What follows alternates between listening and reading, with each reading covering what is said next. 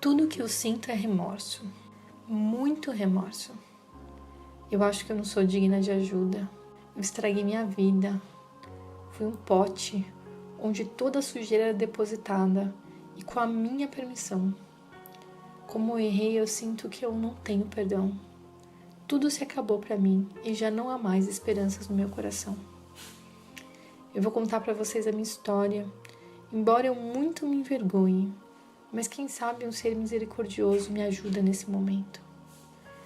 Eu nasci num lar muito humilde, tudo nos faltava. Passei muita fome e muitas vezes eu vi o choro da minha mãe, de dor, por não ter o que nos dar de alimento. Eu vivi assim até os 14 anos, mas nunca me conformei. Queria ter uma vida diferente, queria poder ter prazer de me alimentar. Eu sentia muita fome. Um dia eu tomei uma decisão. Achei que não precisava passar por tudo aquilo e naqueles dias fui amadurecendo uma ideia que me surgia como solução. Depois de muito pensar, eu decidi que tudo mudaria a partir daquele dia.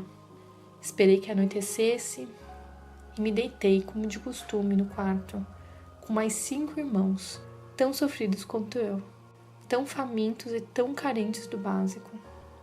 Quando o silêncio reinava, eu percebi que os meus pais dormiam e meus irmãos também. Saí de casa, levando comigo a roupa do corpo, um chinelinho velho no pé e uma muda de roupa. Eu morava numa cidade pequena que eu prefiro não citar o nome. Fui para a beira da estrada que passava próximo de casa, pedi carona e um caminhoneiro parou o caminhão e me levou com ele. Aquele homem quis indagar onde eu pretendia ir e quantos anos eu tinha, mas eu menti. Eu disse que já tinha mais de 18 anos, que precisava visitar minha avó, que se encontrava doente. Não foi difícil fazer com que ele acreditasse, eu era alta, e o sofrimento pelo qual vivia me amadureceu as maneiras. Por isso ele acreditou, eu acho, e se não acreditou, acabou me levando assim mesmo. Chegando à cidade grande, eu comecei a dar o meu jeito, e como já estava tudo bem planejado, eu descobri com bastante facilidade onde eu precisava chegar. Cheguei naquela casa nutrindo esperanças de uma vida melhor. A mulher me acolheu e logo eu já estava trabalhando. Ali permaneci por um tempo, sendo muito explorada. Eu trabalhava em troca de comida e era obrigada a atender homens de todo jeito. Com o passar do tempo, eu consegui, no momento de vigilância daquela mulher, sair dali e fui procurar uma outra casa. Mas dessa vez eu já era uma moça muito bonita e a alimentação que eu recebia me fortaleceu. Eu fui aceita e lá a minha vida começou a mudar. Os clientes eram homens finos, cheiravam bem e eu confesso que gostava daquele lugar e daquela vida.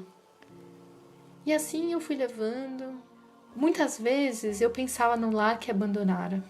Pensava na minha família, na dor que minha mãe devia sentir. Mas logo eu me distraía com o brilho da noite e o torpor que o álcool me dava e com aqueles homens. Muitas vezes eu engravidei e cada vez que isso acontecia era um problema. A dona da casa se irritava muito e logo providenciava uma maneira de me livrar daquele problema.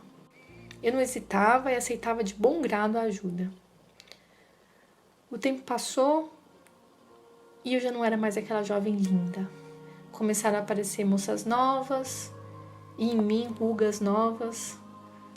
Assim sendo, eu era facilmente substituída e já não tinha mais clientes. Sofri muito e sem piedade eu fiquei doente.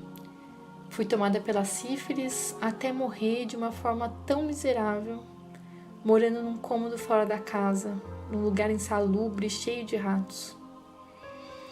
Retornei à pátria espiritual e hoje eu me encontro assim, uma figura horrível, deformada e corroída pela doença. Vejo todos aqueles seres me xingando sem parar. Eles não me perdoam de os ter abortado. E sei que sofro porque eu procurei.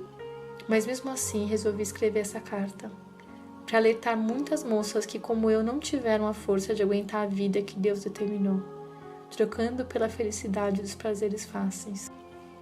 Ainda tenho esperanças, mesmo que com muita vergonha, de que Deus me ampare um dia.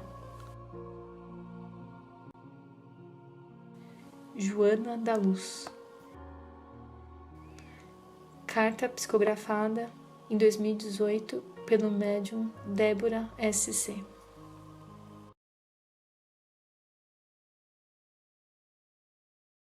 Suicídio pode ser classificado como direto ou indireto, consciente ou inconsciente.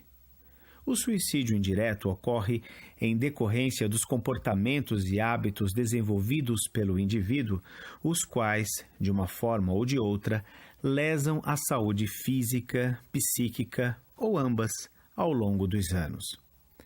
Algumas práticas consideradas suicidas: a bebida, o jogo, o cigarro, as drogas, a alimentação forte, o sexo desregrado, o aborto provocado que abrevia a vida da mulher, entre outras, que gera como consequência o desencarne antes da data prevista. Tais mortes são consideradas como suicídio.